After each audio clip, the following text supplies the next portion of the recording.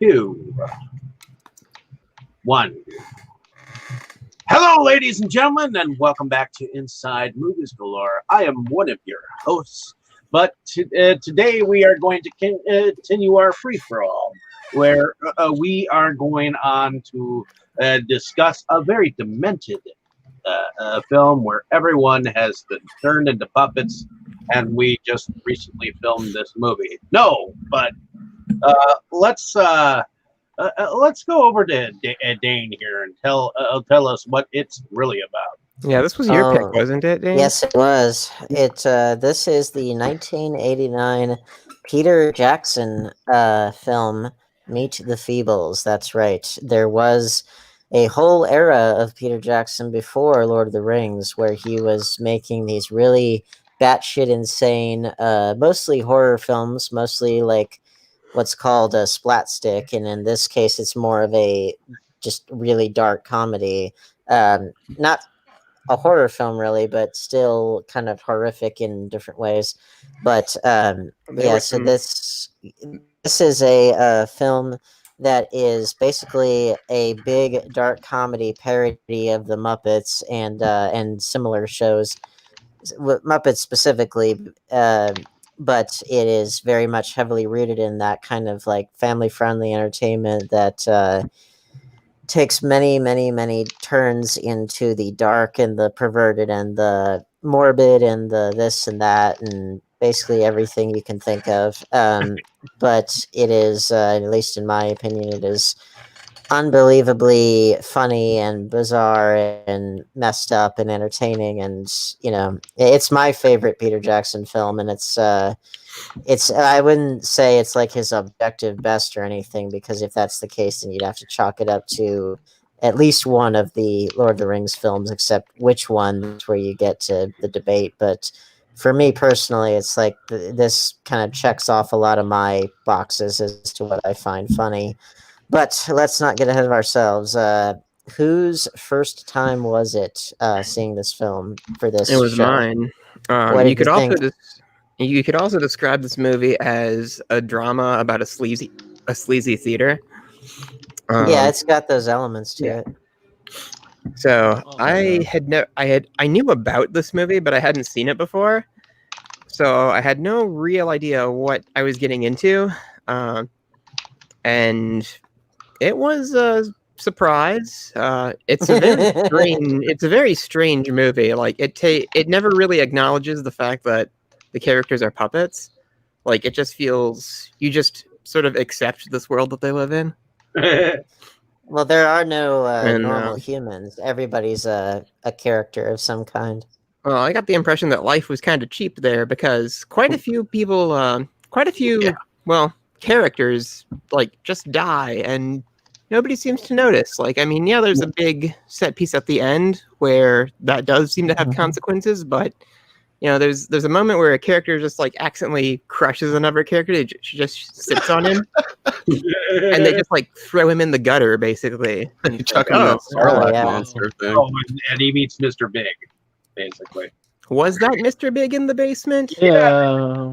Well, at least a Mr. Big-like character. It kind of looked like him. I thought it was just a basement. I thought it was just a basement creature that was there. Like this movie. I thought so, but then when Mr. Basement came up, it's like if you look perpendicular to what each one looks like, it's like, oh yeah. I'm sure they use similar models, but I don't know. It's a universe where there are anthropomorphized animals, and then there are just random like horrors, for lack of a better term. Oh yeah. I will speak to that. Which isn't that just like real life, where there are people with various there are predators degrees of too, anthropomorphization, and then there are monsters. They're just attacked by a giant spider at one point that's just kind of hanging out in the environment. So there are predators too. So it's like an anthropomorphized animal world. It's really, really strange and bizarre. I love it. And I'm still kind of not sure how to process this, because I wrapped watching it about 20-some minutes ago, and I'm still kind of like, what was that? A friend of mine a friend of mine who was a manager of mine was the first one who actually told me of this movie, and the way he told it is like, think about watching the Muppets on mushrooms, and you'll get this, you'll get this movie. Yeah. So, Something. And if I was to address the deaths that occurred, at least some of the ones, you know, the theater that they're in is definitely not in the good part of town, and the people who are behind it, like the you know, the background porn theater and all that, don't exactly strike me as the kind of people or Muppets or whatever that would care about killing somebody. It's sort of like just a bunch of gangsters owning a casino, and they just off somebody who pisses them off, like in a, you know, in a gangster movie. They're not going, "Oh my gosh, we killed somebody." No, they're just disposing of the body and moving on. It's Yeah. not that different. Well, I was gonna say I think this operates more by our world's rules than people necessarily want to admit. You know, because there's a lot of where there's money, there's a lot of corruption, and there's a lot of covering up of illegal things, if not outright murder. And you know, you see that every day in the world. So I mean, I think if anything, it's closer to real life than most people want to admit, and that's part of why I like it. Plus the fact that it's just so fucked up. Who else has seen it for the first time or for a repeat or whatever? I thought that I saw this more coherently back in the day. I definitely had seen it before, but I don't know, I was probably wasted or something. I didn't remember as much of the movie as I thought that I would. So it was kind of like a first watch. I like it okay. Yeah, it's pretty fun. The fact that it is like so crazy and goes to such lengths to be somewhat offensive, I can't help but appreciate, you know. Oh yeah, it's the polar opposite of politically correct, and you know, it's something that if you tried to show this, I think, to most people back then, let alone most people today, I think their brains would blow up. well, and they pun their noses up at critics too in this, Oh yeah. this as well. So in their own pungent way, they they bring about the theater in a entirely different way. Oh yeah. Well, critics and also the press and everyone pretty much. I don't know why that sodomy song didn't get like an automatic an academic award right there. I mean, Oh, that was my favorite number actually, but we'll get to that at the end. Well, we'll do favorite scenes and favorite number because it is a musical. We need to make that abundantly clear. Right. no, The network will never allow that. I actually first came across this thing while movie hunting many years ago. And I was like, Peter Jackson, isn't that the Lord of the Rings guy? Mhm. Because keep in mind, early on, I was not a horror person. I did not like horror. I did not watch horror. So early in my collection, I was more like, oh, this is the Lord of the Rings guy. Yeah, I didn't know he did stuff like this. You know, naive me. Yeah, And yeah, he directed this trilogy of Dead Alive, Meet the Feebles, and Bad Taste, and then he just kind of disappears. Well, he did the Frighteners. Yeah, Frighteners was great. Oh, I And then forgot about that. didn't he? Isn't Lovely Bones him? Yeah, well, that was after later. King Kong, and yeah, he did Heavenly Creatures, which that got him a lot of critical acclaim, and that was one of his more like quote unquote serious movies. And Yeah, then I kind of feel like that was kind of the bridge between his more transgressive early work and his like more accessible, like his more critically acclaimed, more critically acclaimed work. That was yes, exactly. What were you saying, Brandon? But to me, it was one of those things when I first saw it, it just floored me because I wasn't expecting what I saw. The whole fly thing I was like, okay, so it's all disgusting and there, but at the same time, it was this dark otherworld reflection of the Muppet Show, which I was big into watching at the time, because it really is all of those things except the one thing that's a positive and on the up and up that is not the case with the Muppets is that this variety show is successful, whereas the Muppet Show is always like barely surviving by the skin of its teeth. But everything else is this dark, sinister parody of what the Muppet Show was. So I just I thoroughly enjoyed it. I was hoping Happy Time Murders would be just as good as that, but I was sadly not. So. Oh yeah. Well, the Happy Time Murders should have. I don't know if they did or didn't, but if they didn't, then they should have watched this movie religiously for an example of how to do this kind of transgressive comedy right. Because I'm sorry to say, but the Happy Time Murders was just toothless in comparison. Did we get? I haven't seen that Did one we yet. get to? Did we get to Forrest yet? Not yet. This was so I've seen this one. So I've seen. The first time I saw this one was in college.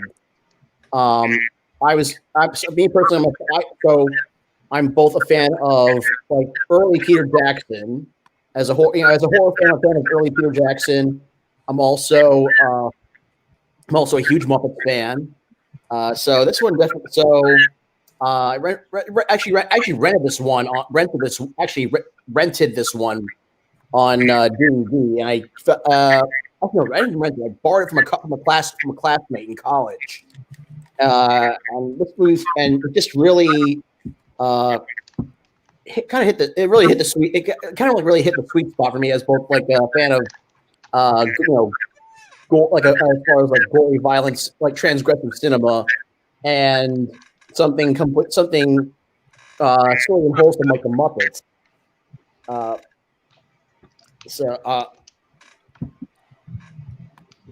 Something completely different.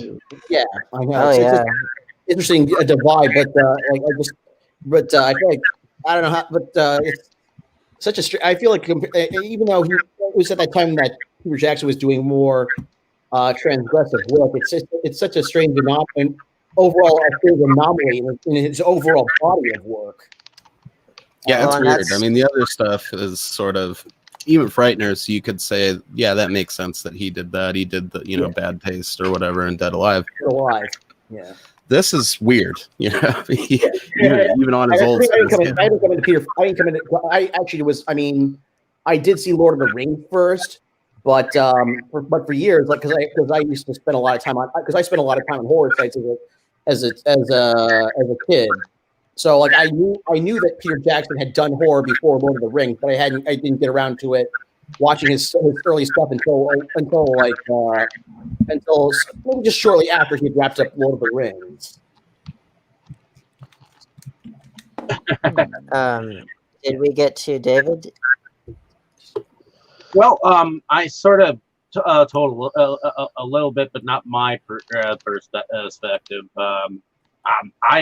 I absolutely did watch it after I had been told about it. I went and found it like at Half Price Books for relatively cheap at the time, but now looking back, now that the DVD is like so outrageously expensive, it's like I'm glad that I bought it at that time. So, I got for like $1. Wow. I think I got mine for like $10 or something like that, which isn't bad. So I think I was with you when you bought that. No, because I was working for George Webb's at the time. So So we saw one at Half Price Books during the summer, and it was, I think they wanted only like 8 or something for it. Yeah. There's been talk of a re-release, but it's not necessarily looking too likely at this point. They announced it. They announced in 2018. I think it was all the way back in 2018. They announced that they were going to release the trilogy on 4K, I think, even, or at least Blu-ray. Awesome. And then it just didn't go anywhere. The Bad Taste, Dead Alive. Bad Taste, Dead Alive, and Meet the Feebles. Yeah, I mean, I'd buy Dead Alive for sure first, but I never seen Bad Taste, so I couldn't tell you. I know you gotta check it out. I got like a really limited edition of a Blu-ray. per se. I know for a while people were like scrambling around to get it. I remember people were posting left and right. Oh, I got the blue. I got the blue. I got the blue. I'm like, okay. Dead Alive. Dead Alive is it's an expensive title. Yeah, even even with on DVD. DVD. Well, this Sad. film I saw. I can't even remember exactly which year. I want to say I was out of college at this point, and I think I stumbled upon it on YouTube somehow. That is probably how I first saw it, and I think it was. I didn't even really seek it out. It just kind of fell into my lap one day, and it was such that I had heard about it kind of in passing, the name, but I didn't know anything about it. And I think at that time that I was learning more about the kind of pre Lord of the Rings career that Peter Jackson had, and then the post Lord of the Rings career that he'd had, and so I watched it, and I'm a big fan of puppets in general, not just the Muppets, even though the Muppets were quite formative for me and obviously a lot of people. And to the point where I've really studied the art of puppetry, and I've really tried to hone my skills as much as I can as a puppeteer, because I'm still wanting to make a puppet series that I've wanted to do for such a long time, still wanting to make that a reality. So anything remotely having to do with puppets, I'm there. In this case, so I saw it, and I remembered liking it, and it was such that whenever you're confronted, I think, with a movie like this, you do, at least at first, your initial reaction is sort of, you do kind of wonder. I don't typically go into movies asking who I root for, because for me, for the most part, movies are kind of an exercise in, you sit back and you observe characters unfolding in their behavior in whatever way, and usually it's behavior that isn't remotely close to what you would do. It's often that they're very despicable people, and so you kind of judge for yourself, and that's how I approach most movies. And in this case, that principle very much applies, but you also do kind of wonder, in this very morally bankrupt world, who is there to root for? And there actually are a select few that you get to root for, and they are the ones who are allowed to live at the end. And that's part of what I think is genius of the film, is that it is a really twisted and perverse version of, well, something like the Muppets, but it also, like I said, I think it reflects our world a lot more than people necessarily want to admit, because in our world there is corruption and abuse, and there's crime, and there's the sins of the powerful being covered up by their wealth and influence and that kind of thing. And in this case, you get someone that has been wronged for too long, who finally snaps and deals out this justice that has been long overdue, and has, as of that moment, has not been dished out. And then she decides to do that with guns a-blazing, but it's the ones who have been morally virtuous prior to that, that are allowed to live happily ever after. But that brings us to some characterizations, which our characters here, this is an ensemble piece. There's a lot of different characters here. We have a protagonist, at least one. You might argue we have two, but we have at least one for sure. One character that we can definitely relate to, who is our dear hedgehog Walbert. And Oh my hello, god. hello, my name is Walbert, and I want to give you this red rose. Oh my So god. What is my motivation in He's this probably scene? You hold the flag. I I like love. the director. He's one of my favorite characters. But as far as our protagonist, I think Walbert is a really he's, well, the a lot of the designs of the characters, despite them being so perverse and everything. A lot of them, him especially, they can be really cute. Some of them can be horrific on purpose, obviously, but like for him, he is supposed to be cute and relatable, and he is. And I think he makes for a really good protagonist because he is sympathetic. He is. He always tries to do the right thing, even if he is kind of naive. But his naivete does not inhibit his ability to do what's right when it's needed. What did we think of our dear Wobert as a character? I couldn't stand that little son of a bitch, man. That voice just killed it for me. I get where you're coming at from a story point of view, or him just as a character. And I liked the character overall, and there was some good parts. I did really like that whole scene with him patrolling the moat. But oh yeah. it's just the voice kills it. I don't know why. I always have a hard time with characters that the voice is intentionally trying to be cute. I like more when it's like just accidentally cute or fits their little weird character. And I guess it did fit him. He is a pretty cute little hedgehog. Well, he is cute, and his speech impediment sort of fits into, a lot of Muppet characters or Sesame Street characters. They have that going for them, and I think for him, it's sort of indicative of the larger character that he has, which is. Everybody's got at least one, as is typical with good characters. Every character has at least one pretty critical flaw, and many of them have quite a number of flaws. Yeah.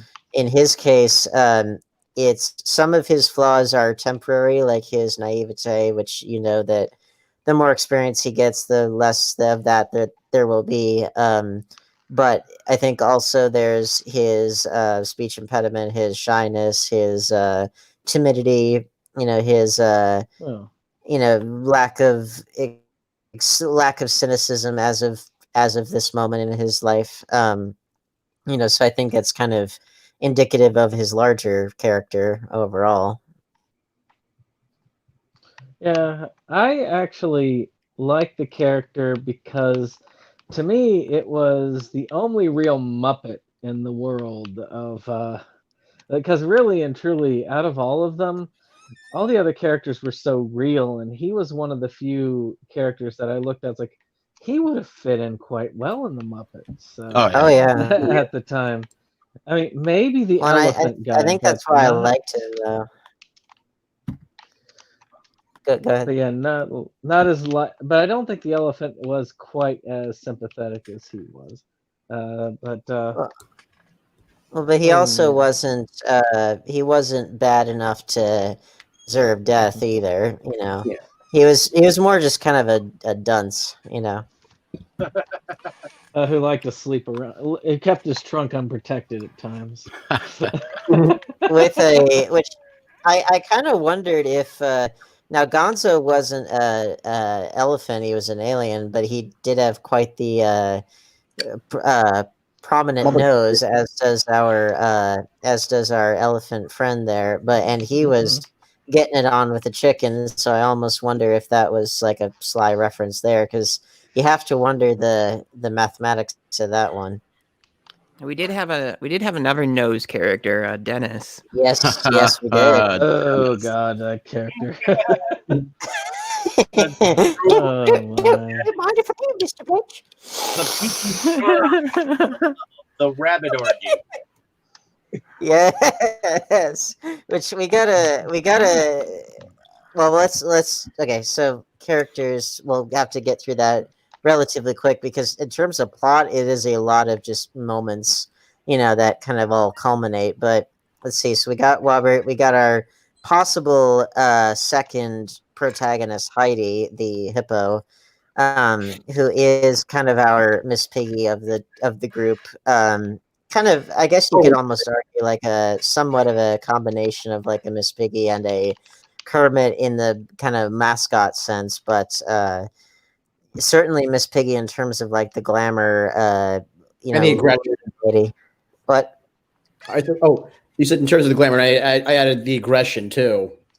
A little bit, like not quite so much in the beginning, but certainly towards the end. Like if you were to take Miss Piggy's aggression to the ultimate extreme, then certainly you would get that. What did we think of our dear Heidi the hippo? Oh, I enjoyed her. It's also kind of like a cool coincidence that both of our secondary main characters were well endowed. She certainly was. Oh yeah. Well, in places that you, she was well endowed in places that you would want her to be, and also in places you wouldn't necessarily want her to be. Yeah, she her talents are huge, as she says. She's a very tragic character, but it's a tragic Oh character yeah. story that you hear over and over again. And matter of fact, works out well in this time of Me Too and the casting couch, so to speak. Matter of fact, the casting couch plays way too heavily into this area. Oh yeah. With Deal. Which I mean, that's one of the things that I think has actually gotten more potent over time is just the fact that people, they not only know about the casting couch and they know about the different layers of abuse and um, whatever you say, gatekeepers for positions of power. They know about that, but they're also doing something about it in ways that they wouldn't have in decades past. And so that's part of why I think it still holds up quite a lot, because there's very little about the film that, as far as I can tell, that has aged. So yeah, with Heidi, I agree. I think she has probably the most powerful character arc out of all of them. And partially it's because she undergoes the biggest transformation, and she has to take justice into her own hands, but it's not her first instinct either, even when it's looking like Bletch is cheating on her, which he obviously is. Even in the face of that, she does what a lot of people do, and I think probably percentage wise, I think this affects more. I think you could say this affects more women than men. Is like in the face of those kinds of crises that they tend to take their grief and anger and kind of turn it inward, because what is her first instinct when she gets so horribly rejected and crushed is that she wants to kill herself in various ways. And it's only in the face of the aggressor, in the face of the usurper, that she takes her aggression outward and has the amazing line, "Eat lead, you man-stealing slut!" She does say it pretty much just like that. Yep. Oh yeah. Well, I love her that voice. character does kind of seal her fate, though. It's like, the safety's on, right? And it's like, oh yeah. Why would you tell her that? I think she nobody totally does. takes the character seriously. I mean, even I mean, most people, people, again, being a loose term, but they don't take her seriously. No. She has just been that person that they pushed around all this time. She is not a Miss Piggy, even though she could come across as one in some cases. She does not have the confidence level that Miss Piggy has, which is very different. Well, it's more so that it's more so that she fits that role in the group, rather than, because she has to kind of work. She has to work her way up to that place. Because you're absolutely right, Miss Piggy. She was always one of my favorite Muppets, because she was just brimming with self-confidence up to the point of to the point of diva type flamboyance, I guess you could say, but nonetheless she was not someone to be fucked with at all. Like, very much the opposite. She would have no hesitation with knocking you clear across the room, if she didn't get her way. She'd have beat the crap out of that walrus day one. Oh yeah. Yeah, Bletch would cease to have his testicles, like that. What else were you gonna say, Brandon? No, that was the main thing.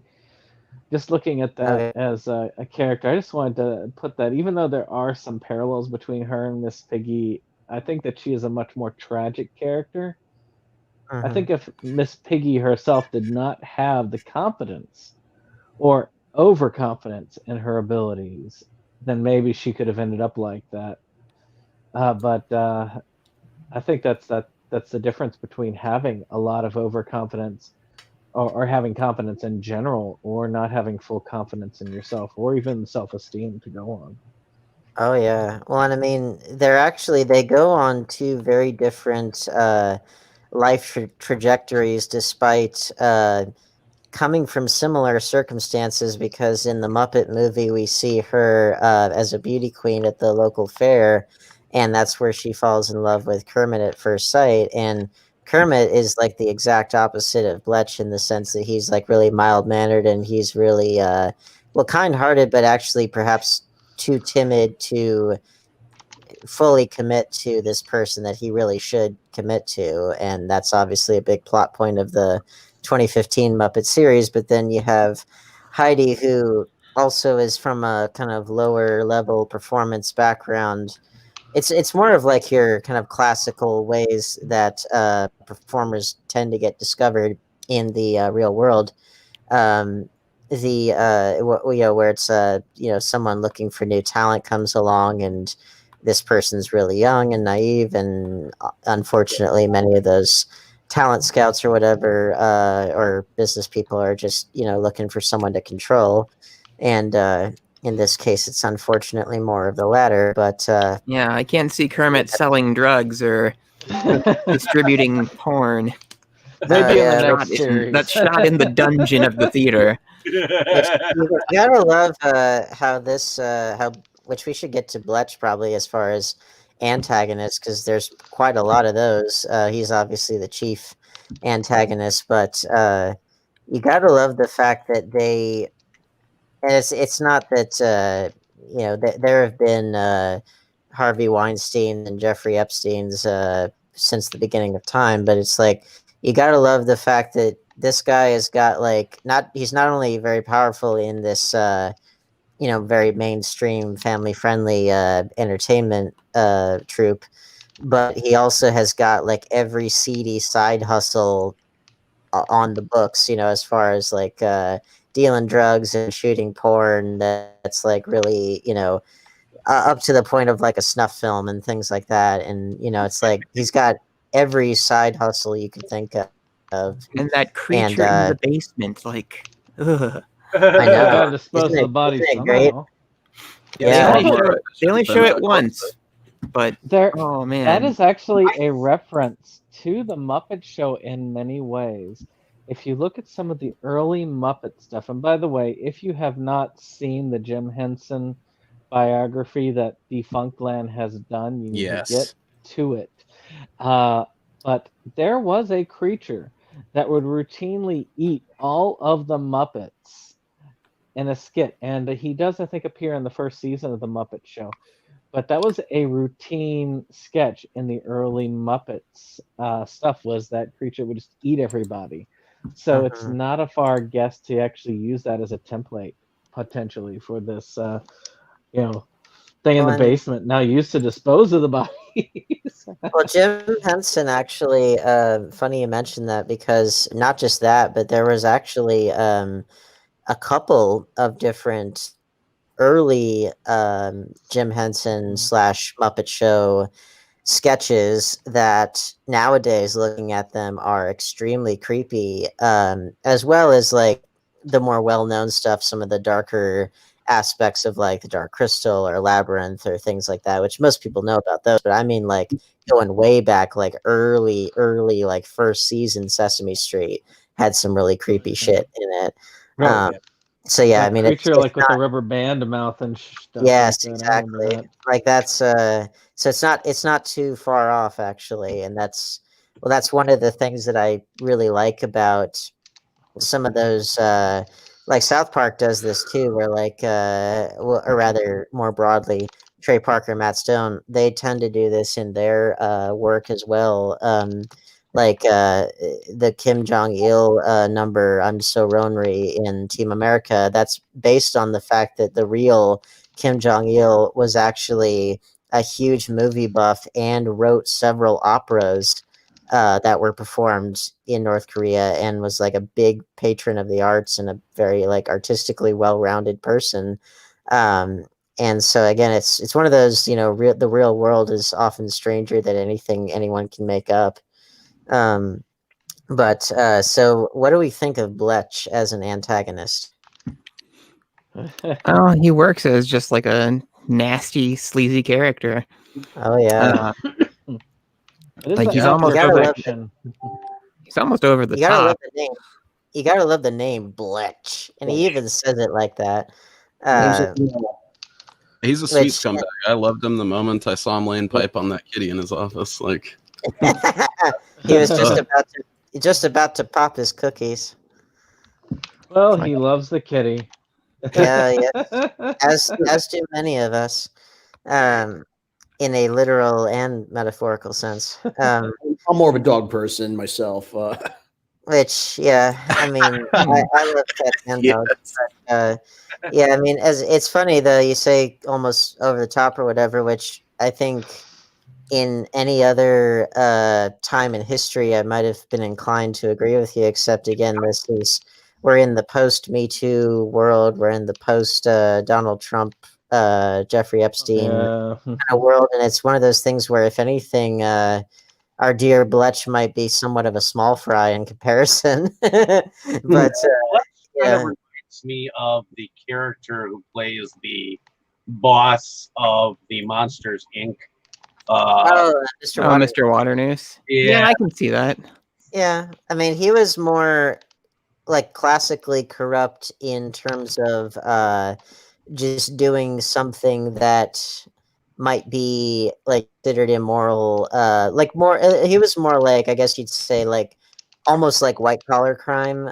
Which again, his not to get too far off topic, but Mr. Waternoose is the whole emphasis for them wanting to take him down is like kidnapping children, which it's like, well, okay, but in this world, is it like, do you see children as like, creatures that have, certain rights, or, it's like, well, what are these children to you? I mean, they're an energy source, and it's like, well, do energy sources have, personhood and that kind of stuff? It just, that they didn't really flesh out that world enough as far as I was concerned. But yeah, in this case, it's like, it's white collar crime plus just like, everything remotely, illegal or immoral that you could really think of.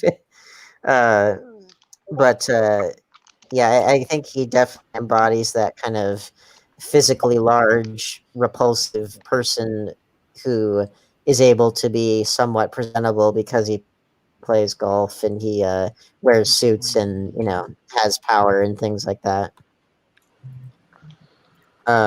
So we got him as our primary antagonist, but we've also got the rat Trevor, who is I don't remember his voice actor's name, but he's very clearly channeling Peter Lorre in his voice, which a lot of people have.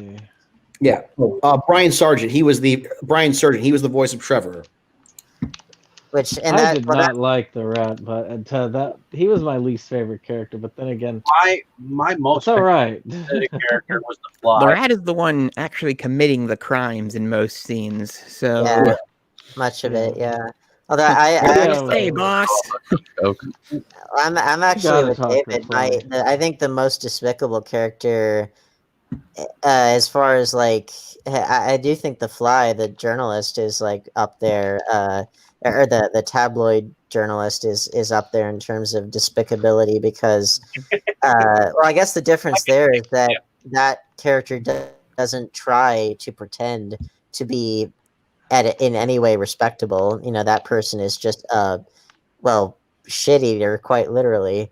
And someone that is just that almost got me to tap out. Yeah, that was a hard. The Fly is a hard character. If there's anything that was disgusting enough to make me go, ugh, it was the Fly character.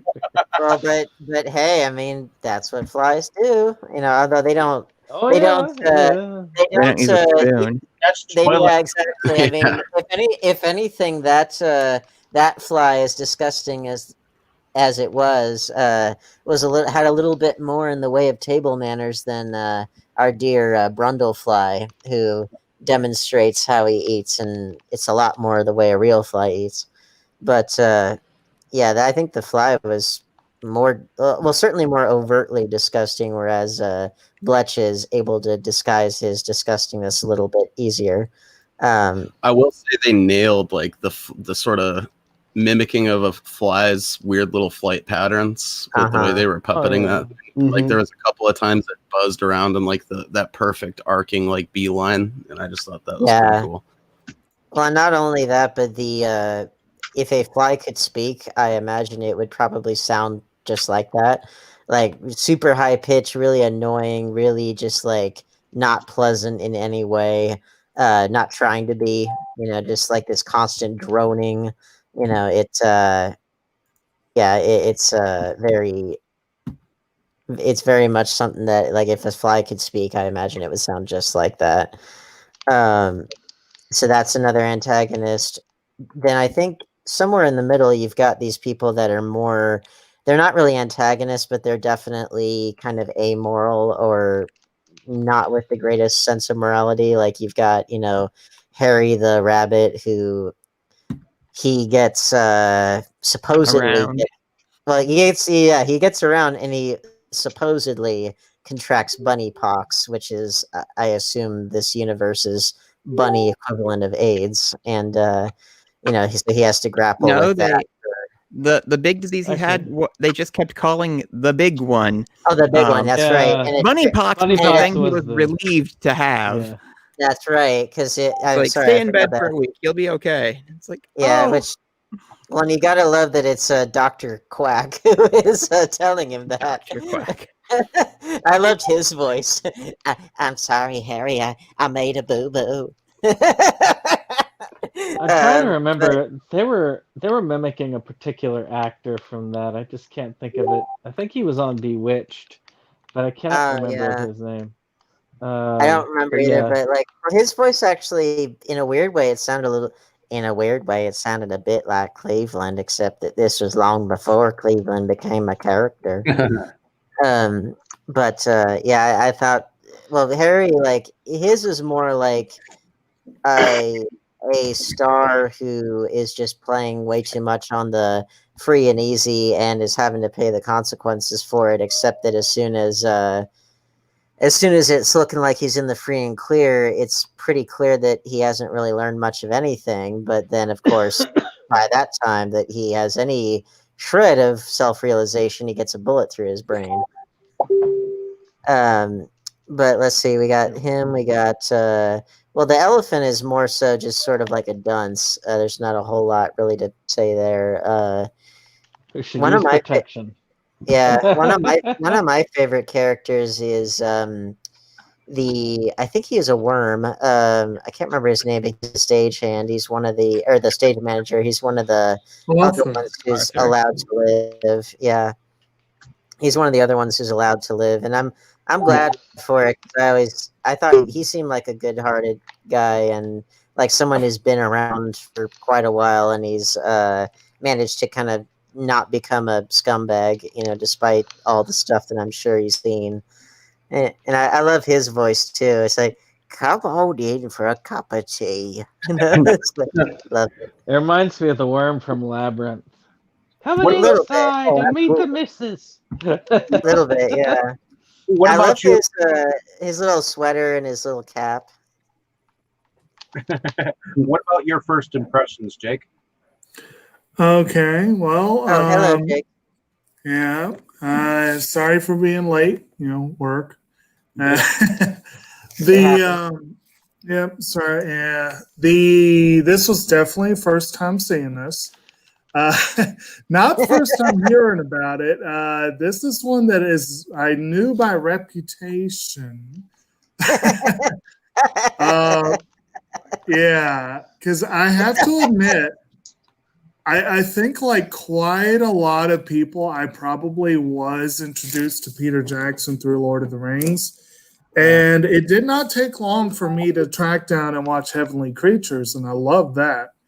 But It was good. Eventually, he hasn't directed a huge number of films, but I always heard about his other early films, and I think Brandon in particular has repeatedly told me I'd probably hate Bad Taste and Dead Alive, but Dead Alive, I've never seen. Dead Alive is the best. What's that? Dead Alive is the best one. I hear that they're supposedly funny, and that goes a long way. It's about the same as Rabid Grannies, as far as I'm concerned. I've not seen Rabid Grannies. It's in the title. It's like you gotta do it. How's that stack up against Space Rabies? No, nothing beats Space Rabies. but yeah, at any rate, this was one that I had been kind of planning to see, and just kind of like some of his other stuff. I had a bad experience with The Hobbit, so I've been delaying watching the other two.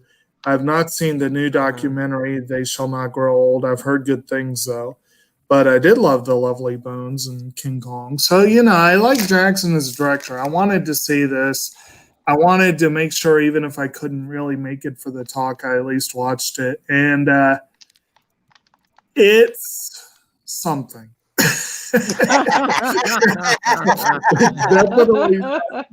It's definitely something. I'm not sure I've seen anything quite like it. It's basically, it was almost like Peter Jackson was like, what can I most assuredly do to piss off the Henson Company and also try to offend as many people as possible. It's like, this is almost, you were just talking about Cleveland before Cleveland, but this is kind of like South Park before South Park. It was like, what? It's funny you say that because, we wouldn't have South Park or Trey Parker, Matt Stone. We wouldn't have them without Troma, nor would we have Peter Jackson as we do him in his early period. Wouldn't have him without Troma because he was actually directly influenced by the Toxic Avenger and everything. And so, like in his early films, they definitely evoke that same spirit. And I think you can probably chalk up a lot of the insanity of this film to the influence of Troma for sure. Right. So essentially, I am glad I finally saw it, and it's overall, I kind of liked it. It's not my favorite Jackson film, but it's definitely one of the better films I've seen where the entire cast are puppets.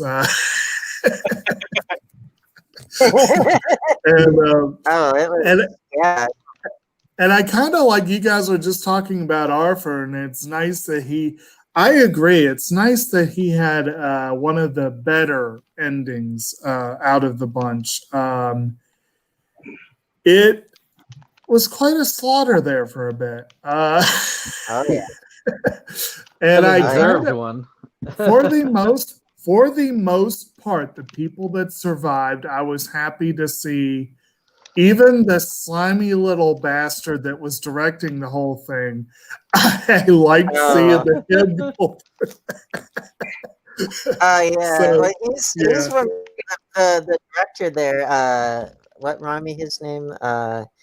Sebastian or Sam? It's like S something. Sebastian. But he's one of the best characters by far because he's just so high strung and so like. He reminds me of the character.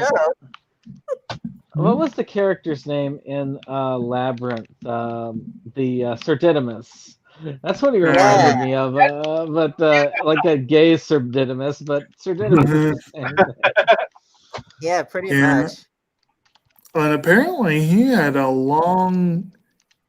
He was in several of Jackson's early films. Oh yeah, another one people tend to forget about, and I forgot about, was The Frighteners. I have seen that.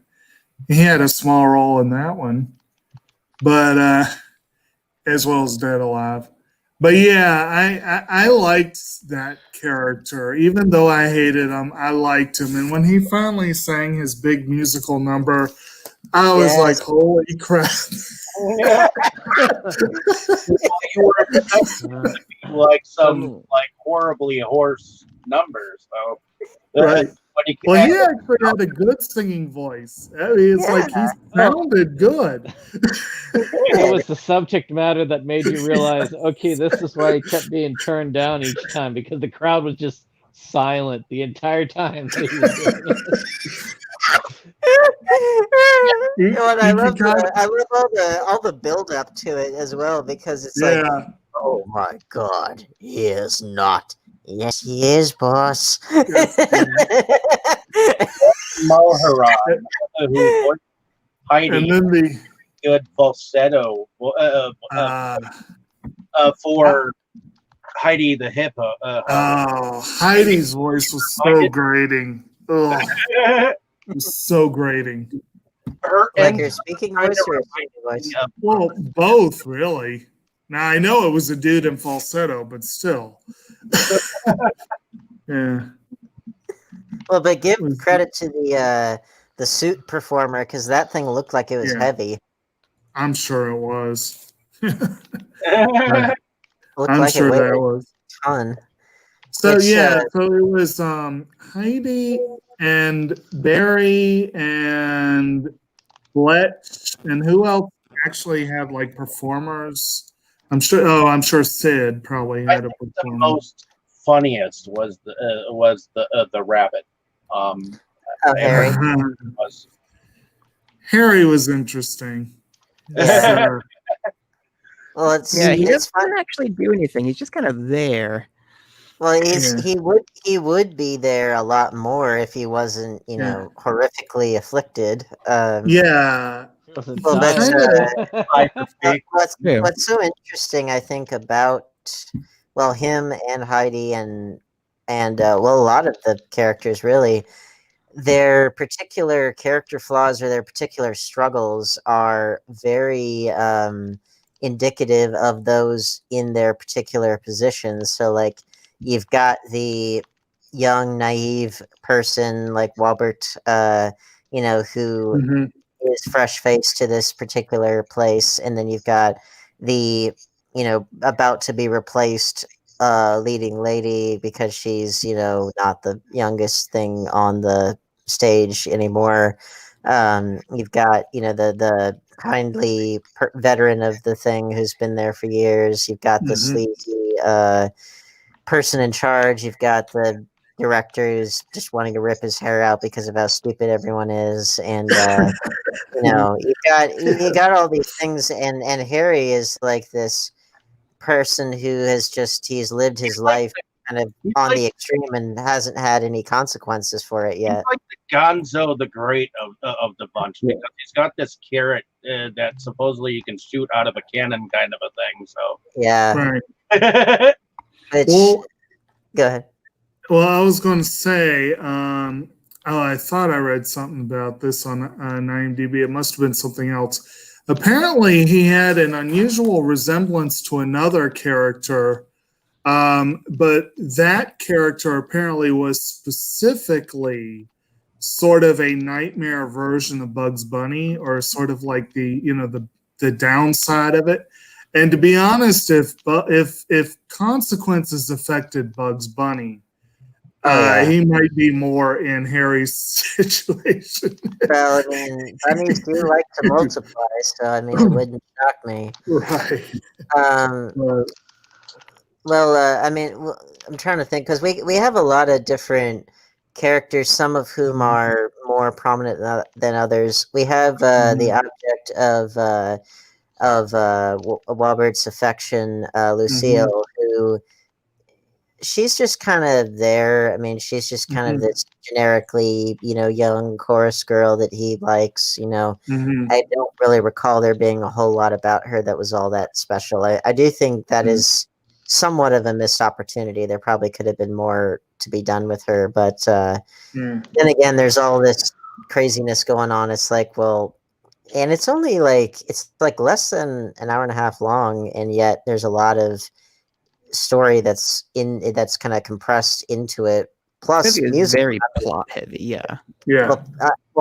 in addition to musical numbers too. I mean, so you got a lot jam packed into this thing. But speaking of plot, the basic, which again, it's got a basic framework, but it is largely held together by the various vignettes and the subplots and stuff, because it is an ensemble piece. But the main thrust of the thing is that the Fabulous Feebles Variety Hour is about to go on live on the air in 12 hours, and the whole thing is, as far as Sebastian, the director, as far as he's concerned, the whole thing is just on the brink of falling apart because it's not 100% perfect, and there's all this stuff going wrong and blah blah blah. But it's big night. It's supposed to, I assume, to try and help kind of revitalize the Feebles as a brand, because of course there's a lot riding on it, and when it looks like things are going well, then the network's like, oh, they love it, they're talking about a series, blah blah, and then of course everything goes to hell in a handbasket pretty fast. But we can naturally assume that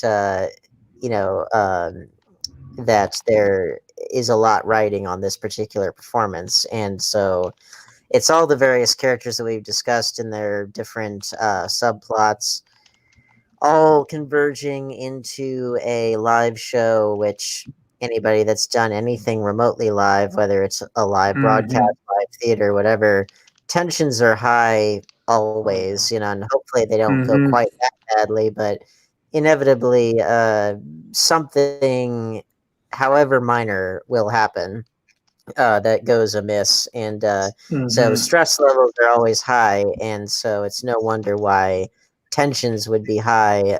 But of course, in this case, things just boil over to unbelievable degrees, and so that's essentially the plot. But everything else that's around it is a lot of vignettes, is a lot of whatever the various characters are up to, and kind of making you love certain ones and making you hate other ones, to the point where when they ultimately get what's coming to them, then you feel the somewhat of the catharsis you feel bad for the characters that die, or at least I generally did. Sorry for there are bad characters that definitely deserve it, but just like the random ones. That we don't get much time. There are a lot of innocent bystanders that get killed. Well, I don't know how many of them were innocent. Well, relatively speaking, yes. There are a lot of people who absolutely deserved it, but like other ones that were just like members of the chorus that we didn't see do anything especially bad. Which, as far as plot goes, they probably did something, but well, as far as plot goes, basically what gets us there is that Heidi, our leading lady, she is on the cusp of being replaced as the most prominent member of the Feebles, because she's the lead act, old. Yeah, well, she's like old and fat, and and Bletch is getting his dick wet by the cat that talks like a Southern belle. He can't stay in the side of you, and so she's pretty clearly about to be replaced, and he does a particularly nasty job of putting her down and crushing every last bit of her spirit, to where she is about to kill herself, and it doesn't work, and then she eventually kills the interloping pussy, and then she just loses her mind and goes on a rampage and kills every member of the Feebles pretty indiscriminately in a particularly badass fashion, because she's getting a full blown Rambo on there with a belt, ammo belt, and fully automatic rifle. Among I'm assuming he needs it for his various criminal activities. So Yeah. there's a secret compartment in Bletch's office that's just filled with like really large guns, and she takes a light machine gun, like light machine gun as in the kind you put on a tripod, like with a belt of ammo. So that's a 40 caliber gun right there. That's a well, it's the kind of gun that it's the kind of gun that Rambo did use, and it's not that far off from the kind that the T-800 the kind Rambo has the two-hand. Exactly. I mean, the Terminator would carry that gun, But yeah, I mean that's with two hands. Yeah, and that's essentially the main thrust of the plot, without getting into each and every little subplot, which is mainly character driven. But do we have any particular moments that stood out to us, whether funny, whether moving, whether what the fuck, any number? I had a couple. So first of all, when Dennis is spying on the rabbit in the rabbit sex scene, Dennis is this somewhat elephant-like creature, but not quite an elephant. But he's got a very prominent nose, and he's got a pretty large nose. He's got an underwear. He's got an aardvark or something. Maybe. Yeah. He's conscripted to be in the dungeon porn that they shoot at some point. But anyway, so he's sitting there watching them, and it's maybe the most tasteful thing in this movie because of the way it's lit. There's just like a strobing effect, and you see like bodies moving around, but you don't really see anything.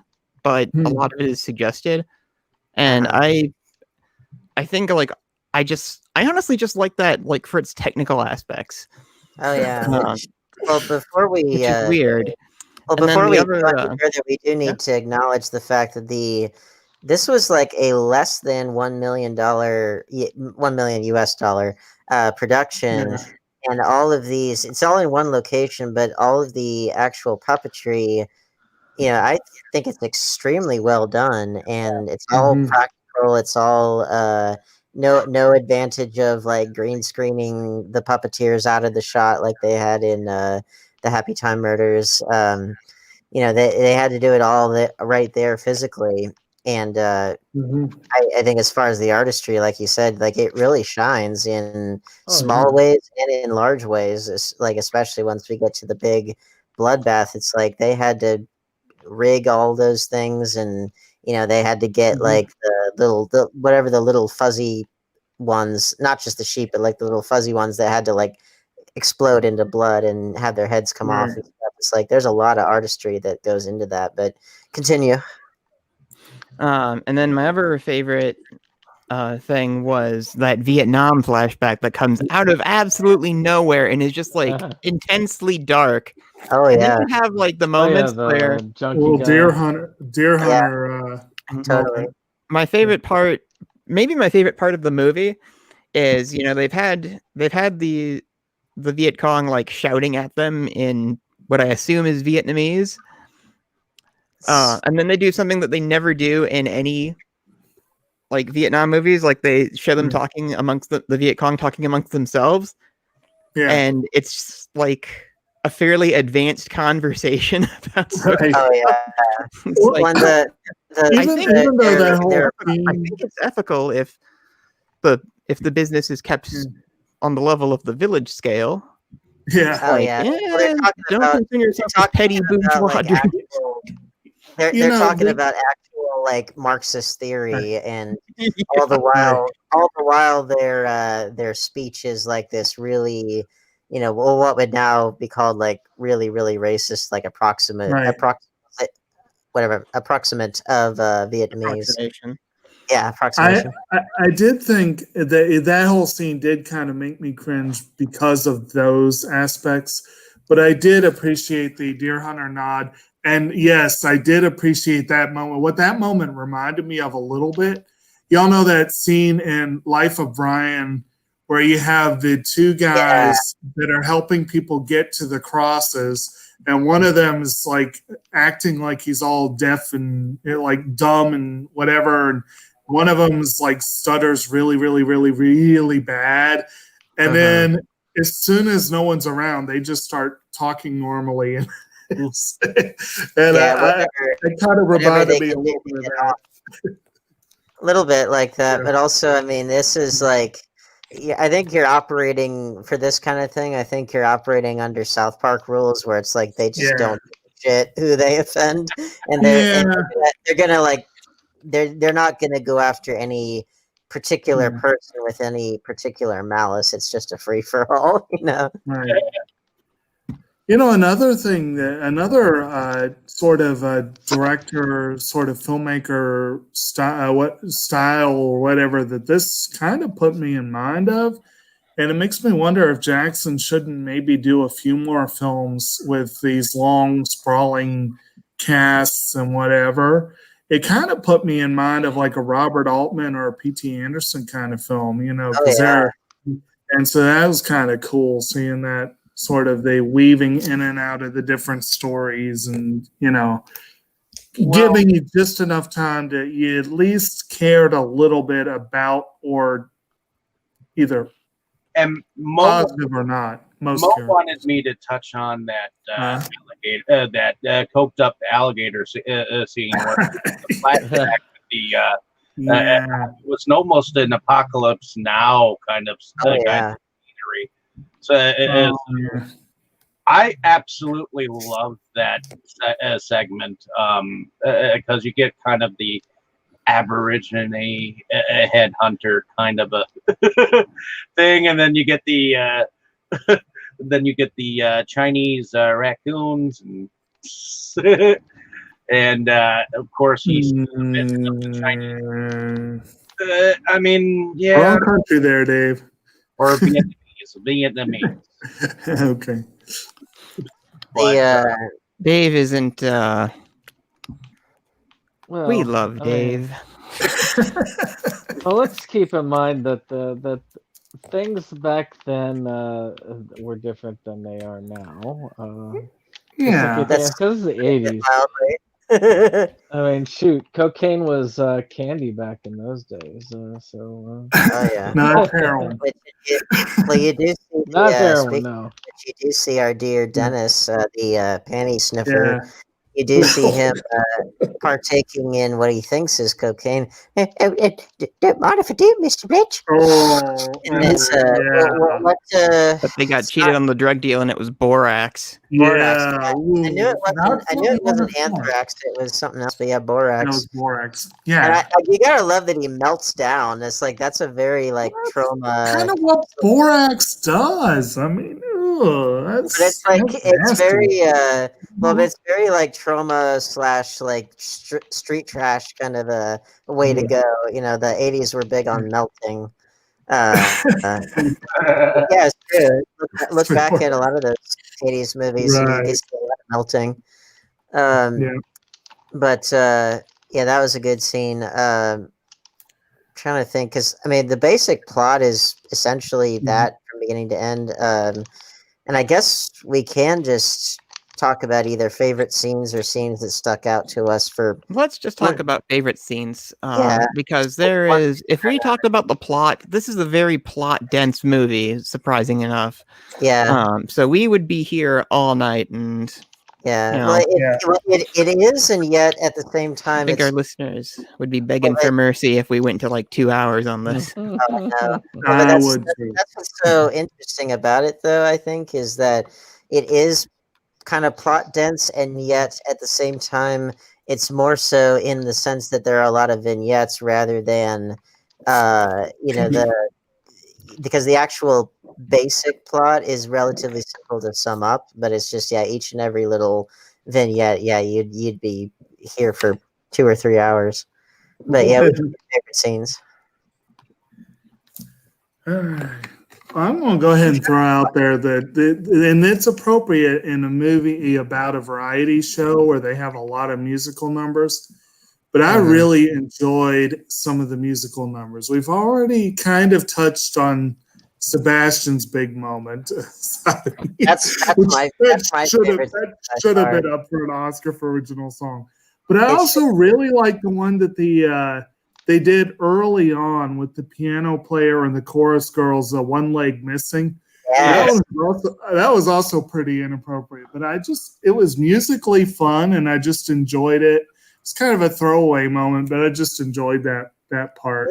It's a kick-ass song. What maybe I missed something, but like, what is One Leg Missing? What is that a metaphor for, if anything? I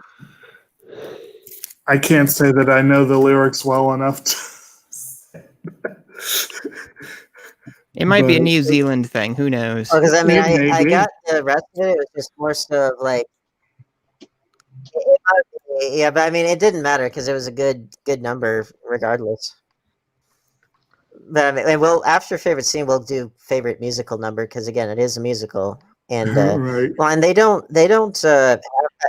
half-ass the songs either. Like, they're really good songs, and they weave in the musical motifs throughout the score, all throughout, and like you hear the song that Walbert sings to Lucille, like you hear that as his theme. It's kind of like the innocent love theme, and you hear Garden of Love, and that's Heidi's theme, and yeah, you hear them all throughout.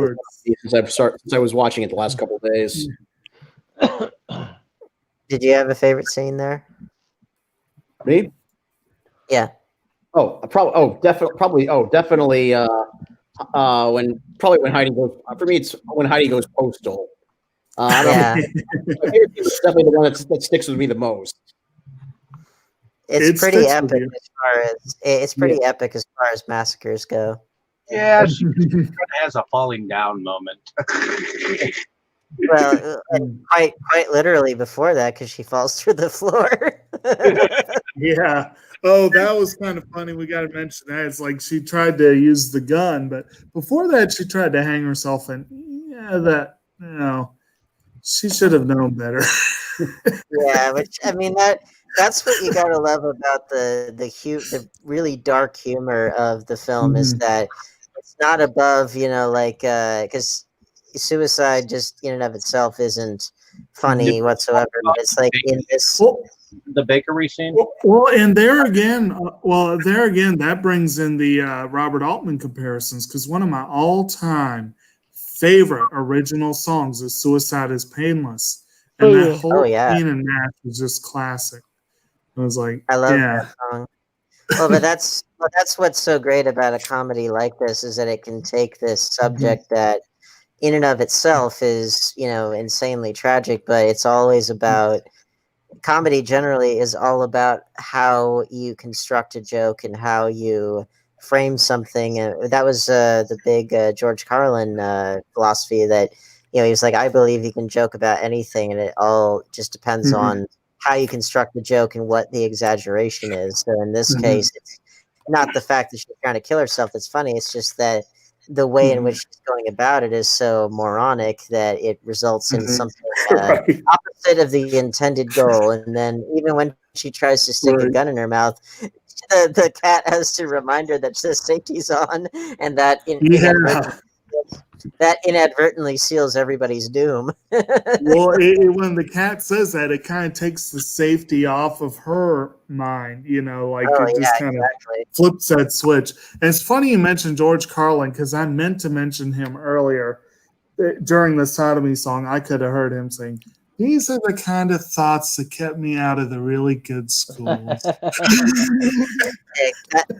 This whole movie is that, and that's why I love it, because we need more batshit insane films like this in this overly safe world that we live in these days. In some ways, and then other ways, we live in a world that's gone more off the deep end than ever. But I guess that's sort of the weird contrast, isn't it? That in terms of our humor, we largely aren't allowed to be as crazy as we once were, and yet the real world is more insane than it ever has been. So it's a weird contrast, but that's also why I think the movie works so well, is because it is kind of this exaggerated heightened reality, and yet you look at the news every day and it's looking more and more like this world, but like the Feebles world every second. So it's not too far off. Yeah, that's Did we a get? happy thought. Oh, I know, but Yeah. that's why you got to. That's why you gotta, watch stuff like this. It's so batshit, and just kind of, learn to love the insanity in its own weird way. Yeah, Because during the director's musical number when he's singing about sodomy, like I like how yeah, afterward he pauses for like a really long time, like expecting applause, uh-huh. and the He like audience is just like bows. stone cold.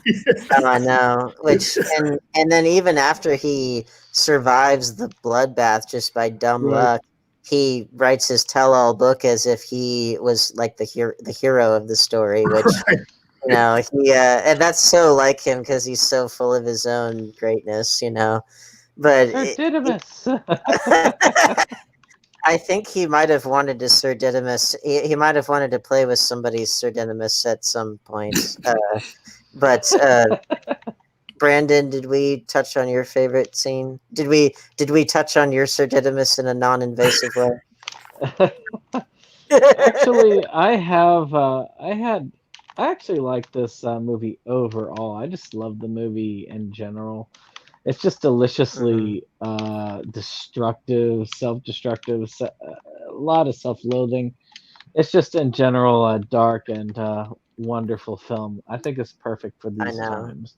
Yep. And Oh with that yeah. being said, I can think of a couple of scenes. I really kind of liked the scene that illustrated how the main how how our heroine she ended up being introduced to the sleazy guy Oh, Oh yeah, it's in black and because white. you can actually see that, and you can even see the alterations they did on the costume. Oh yeah. And it's a tale that Me Too has highlighted quite a bit with our Weinsteins of the world. But Mm-hmm. also, one could also say that our antagonist was not necessarily a terrible person at the time, but maybe Yeah, an he individual was had fresh ambitious. ideas and he wanted to be that star before he started selling a lot of before he started selling cocaine and doing smut films. Mm-hmm. So it was just kind of cool. I liked how they did that, how they shot it. In general, I just thought it was a well put together scene.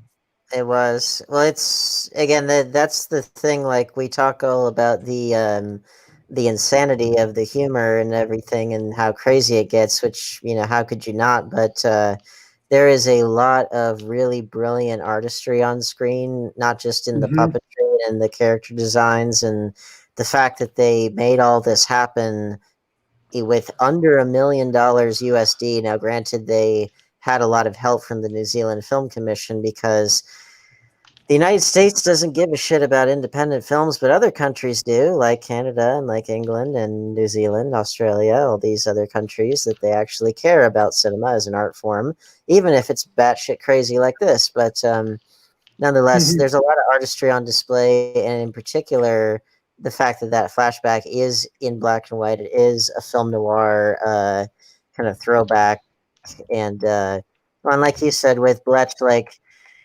we don't exactly know what he was or wasn't up to at that time, but he was most certainly ambitious and wanted to be in that position of power and be able to do all those things. And it just reminds you that the our dear Harvey Weinstein and our dear Jeffrey Epstein, all those people, they had to start somewhere, and they didn't always occupy that position of abusive power, but they did, by and large, they did generally start off with some form of ambition that came at the expense of any shred of morality that they once might have had. So let's see. We got Jake, we got Brandon, we got. Do we do? Well, you mentioned some scenes that stuck out to you, Dustin. But did you mention like any like number one favorite scenes? My number one favorite scene. Yeah, if you have one beyond.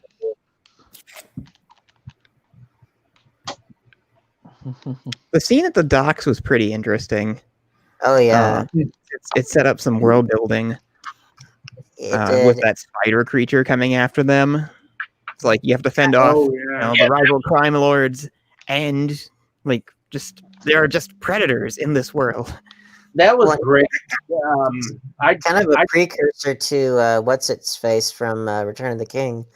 Shelob. Shelob, yeah. Yeah, in fact, one of the voices of one of the characters in here is the voice of the spider. In that particular film, I'm trying to think who it was. Return of the King? That would be Peter Bear Jones. I think he ended up being the voice of the spider. Nice. Mo wants us to say that his favorite scene was the Vietnam scene, so we already covered that, thankfully. Yeah, we did. But we hear you, Mo. That was a good one. What about It you, was a Dave? good scene. Did you Dave? have a favorite scene? My favorite scene? Mm-hmm.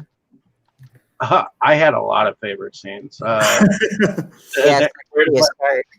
Too many to count, but I would have to say the hairy bunny bunny scene with the strobe lights is my favorite. Maybe it's because Bunny the Killer Thing. Bunny the Killer Thing is one of my favorite independent films, at least within the last couple of years. So Yeah. I mean, my favorite number by far is "Sodomy." You must think it does all to me. I love it. That's by far the best number. As far as favorite scene, like that's, I might even say my favorite scene is that also not just because of the number, but also I love the cross cutting that goes on because you've got this hilarious, like, no way would you get away with it on TV. Well, certainly not at that time. Nowadays, maybe like on a HBO or something. But this song that you would never be able to get away with at the time. So you got that going on, which is hilarious, and you've got the erect penis props, on either side that jizz, at the end. But you've got all of that going on, juxtaposed with this bloody massacre of all of these people that some of whom are more innocent than others, and they're just being killed indiscriminately. And that's a very well staged action scene, but it's also very well lit, because if you see the backlight with Heidi as she's going down the halls, she looks very menacing, and Right. she's got that, which again, good attention to detail with the puppetry itself, because she's got like that really strong, like killer look in her eyes. And they did a great job of conveying that. So I just think it's a great juxtaposition on top of, because it's funny, but it's also extraordinarily violent and impactful for the story as a whole. And I love that mix. Did anybody else like the kind of Breakfast Club ending that they get put on this thing? I love yeah. the ending. Yes. I love whenever movies do an epilogue of sorts, because it's nice when you do. It is really nice when you're able to find out what happened to everybody, and some of whom get more extraordinary things that happen to them than others. But usually, it's fitting. It's not. Very rarely have I seen movies like that where what happened to them where it feels arbitrary. Generally, it follows what happens to them afterward, the fact. Right. Now, I think we already touched on this. I did love the whole thing of the fox with that tell-all book. And I like the whole thing where Heidi ends up as that lady that works at the grocery store. Yeah, that was funny. It was sad but funny. Well, but you gotta also love that. I don't know what the exact legal circumstances would have been, because generally speaking, has there ever been a female mass shooter I don't know if there has been, not that I can think of anyway, but the point is, like, I think she probably argued temporary insanity, but it's like, generally speaking, with those kind of mass shooter situations, if if the shooters don't, kill themselves in the attack, then generally they're just going for behind bars for the rest of their life. And Well, now in this New case, I know Zealand, that they said, I think New well, I know, Zealand has different laws too. Like I think 10 years might be the maximum sentence for any crime. yeah. Well, and they also got rid of their guns pretty quickly following the one shooting that they had, which in the United States is like Tuesday. But the thing is also that I think she did plead temporary insanity, but they also said that she was reformed and was able to go under another identity, and like you said, she becomes that person that works at the grocery store, which that does kind of beg another question, which is that, those people that you think you know at your job, do you really know them as well as you think you do? What kind of dark secrets are they hiding? What kind of skeletons do they have in their closets? That is a funny. Well, in this country, if your job is anything other than food service or checkout person at the grocery store, probably not anything that dark. Yeah, I mean, well, there are a lot of really, people that got a lot of skeletons in their closets. well, I'm saying, like, if you're talking like actual did hard time, there are no paths toward reentry for most of those people. It's other than that. Yeah. Yeah, pretty much. And one in her case, it was like a pretty extensive rehabilitation program that she must have gone through, much more extensive than anything that I've heard of here. It's certainly not for something that heinous and that famous, Well, it's funny you bring that up. One of these days we will have to hit Heavenly Creatures on this channel, but from what I remember, I believe that was inspired by an actual case. Yes, it was. It was. Yeah. Well, and what I said before was more so specifically female perpetrators of mass shootings. Right, that was more targeted, but yeah, which I don't think that if that has happened, then I haven't heard of it. But yeah, I know that women have and do kill much more than we think. Now the methods that they use to kill is tends to be different than those used by men, but there have been like violent like not poisonings, I mean, but like actual like stabbing shootings and stuff that they've taken out. Poisonings are pretty violent. Actually, that was one of the things I meant to mention when we talked about Battle Royale. That girl vomiting up all that blood, pretty accurate. People tend to think cyanide, oh, that's an easy way. No. That's a nasty Oh yeah. Well, that's a nasty well, I guess like violent in terms of like aggressive action, whereas poison, comparatively speaking, it's a more passive action. It gets the job done nonetheless.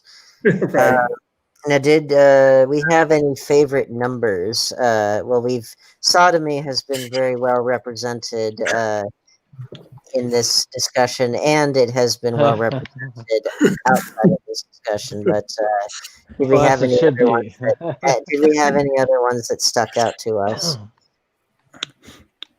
Well, this movie does have a fair amount of music, but it's nothing particularly stood out to me with the music, honestly. It all stood out to me. Like, I'm trying to think, like, as far as like ones that I really loved. I think, I love the opening. The Fox's insane number and the song that closes the movie. Well, I love that, but I love the opening number, the actual Meet the Feebles theme. I think it's catchy. It's fairly catchy. I love that. It reminds me of the theme from Rare Replay, which is a video game that came out a while ago. All the Rare Studios, the Rareware games. Because it has some fanfare music to it that sounds actually pretty similar. Yeah, well, I love that. I love the One Leg Missing number. I love. If I had to pick a second one, I think I'd pick the Lucille Serenade number that Robert sings, because it's got a really nice melody, and also it weaves into the score really nicely whenever he's on screen. And also I love the contrast of the, I think it's a mandolin that he plays. I love the contrast of his, it's the way that I must say, like his normal voice, and then under the light of the Spanish moon, that I think it's a great contrast there when he gets all operatic, Right. The whole Latin vibe did kind of Yeah. make it a lot more fun. Well, and he's just, I don't know, I find him very cute and very sympathetic, and I was glad that he got the girl in the end and that they had a nice little life. That's what we can all hope for, right?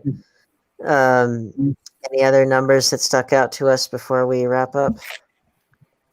Actually, the main theme of Meet the Feebles, that is, to me, probably one of the coolest. And I know it might be one that could be dismissed, even though it is the main theme of the thing. I feel like the theme portrays, it kind of gives a foreshadowing in a way of the tone and what you can expect, because it really is a darker version of what you would normally expect. I think that it is I don't know, it just the tone, it fits the movie. It does. Well, it's something that if it had different lyrics, you could easily see it as the theme of like a children's show or whatever. And even the lyrics are not that far off, but it's more so that it's kind of an insidious foreboding of what is to come. It's done very skillfully. Well, if no one has anything else to add, shall we give our outros? Sure. Who would like to start? Well, why don't I go, and that way I can go to sleep. Yes. So I'm Cody Jake. I'm a movie collector, fan, Nice. would-be reviewer whenever I find time, which never seems to. But anyway, and I'm co-host of Septum Sin vs. World, and Septum can fill you in on all the lovely details on that here shortly. And that's all I have tonight, actually. Night, everybody. Good night. That's all I've got to say about that. Yeah, very Forrest Gump of you. Soon we'll be able to function as a commentary to the film. Yeah, why not? Which I want to get going too. So Yeah. are we doing outros? Yes, do it. Yeah, well, I'm the Crypt of Horrors. I'm a horror collector living here in Milwaukee. I used to have various adventures where I would find amazing deals on Blu-rays and anything collectible for horror. But collecting lately has been pretty miserable, so I haven't had any new videos for a while. I did make one trip, and I'll probably shoot that at some point in the upcoming weeks, but not a whole lot, so I'm going to try to start doing more reviews. That'll be good. So yeah, you can find me on YouTube at The Crypt of Horrors, and I also have an Instagram for the collection called, you guessed it, The Crypt of Horrors. Also follow me on Twitter at DerCryptaxis, DER Cryptaxis. I wanted to be just Cryptaxis, but that was somehow taken, even though I'm pretty sure I came up with the word myself. But so my closing thoughts on this movie are, it's really weird, and you'll be happy you saw it. Just hopefully you have a strong stomach, because you're going to need it. Oh, yes. But that's what good art does. Especially that thing with the fly. That was pretty bad. Yeah, fuck off. Anyway, I'm going to get out of here, guys. Yeah. If it's all right, I'm going to wrap up myself. And then, Dave, you can wrap up other people. But so I got work in the morning, but I am Dane Kyle, a.k.a.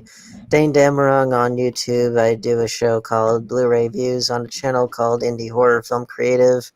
I also am a filmmaker trying to get back into the swing of things, which has been a bit difficult with this Corona world that we live in now, but I am getting back into it. I've got some stuff that I'm cooking up, so stay tuned for that. And I am going to say goodnight to everyone, so sleep tight. Good night and good luck. Who's next? Why don't we go with Forrest, and then I'll hit after that.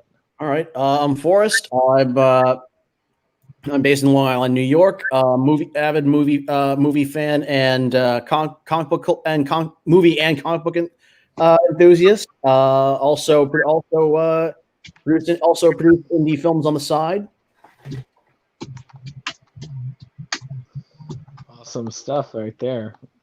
And I just wanted to give a shout out to Kyle Klein Hasselink, who has been messaging for quite some time. I guess he said that he explored Robert and Lucille's lives after the movie in his book. So at the moment, it's resting at 39 chapters. So he was wondering if any of us would actually like to see a summary of his book or whatnot. I'd be almost glad to take a look at it. So I'd be curious about anything that covers Meet the Feebles. It's a cool book right there.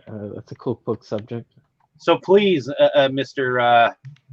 Klein Hasselink, please definitely send us both. If anything, definitely more curious to see where you took this the series. But in any case, thank you for coming on and listening with us.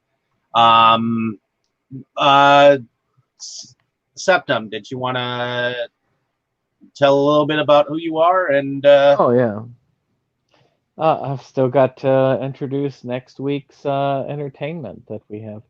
So the Septum Sen of Septum Sen versus the World. We like physical media, and even though it's been like a month since we've been able to do a full update, and then of course Jake has his work has kind of prevented us from doing a full show. I have managed to get all of my filming equipment together, and we are doing some semi-regular on releases. I'm still working towards putting together the movie room after all the disaster, but we're actually having a full-on pickup. And today had been released a new release schedule, so that's pretty cool. I'm still working on a review that I had done many moons ago, and I'm still trying to see if I can get some DVD capture for that one, which is the Turnbridge trilogy. I've already filmed the review. I just really want to get some video to put out with it because you see so very few instances of video related to that. And I do have that computer finally up and working. That's so with that, I'm going to probably work on that. But of course, I also work with Inside Movies Galore. Sometimes we team for reviews, and we'll have to team up in the future, I'm sure. But one thing that I have been doing is working on our upcoming stuff. So if you are on one of our major voting sites, which we do a lot of our voting through Facebook pages as to determine what movies to suggest. This time we have actually asked you, the viewer, what it is that you would like to see in October. And we have compiled a list, thanks to all of you and all of your votes, mainly of movies that you would like to actually see us cover in October. So check out our voting in those areas. So the shout outs for that right now are Animazing Collectors Incorporated, Movie Collectors, which also works with a particular movie app that collects and talk movies with us, and Moe's Tavern. Now, if any of you on Facebook, of course, feel like you would like to also be host to some of this voting, let me know or let Dave know, and I will be glad to add you to the list because the more the merrier, as far as I am concerned. I would love to have more of the info on this, but we've got a lovely selection of movies this month. Finally, next week we are continuing Free for All Fall with our last week because the week after that is Mo's birthday. We are doing Bad CGI Sharks as our pre-show, and our main show, which got the most votes I've ever seen on this channel, The Goonies, which is a not so well known film, maybe like an indie film by a unknown director, but I think one that most people will enjoy. And that's it for me. So go back to you, Dave. Alrighty, and my name is David Straggy. I'm one of the founding fathers of Inside Movies Galore. And thank you all for listening who have joined us from time to time. We love to talk about films and are continuing our journey into next week. And Brandon, you mentioned the next two movies, right? What are we doing?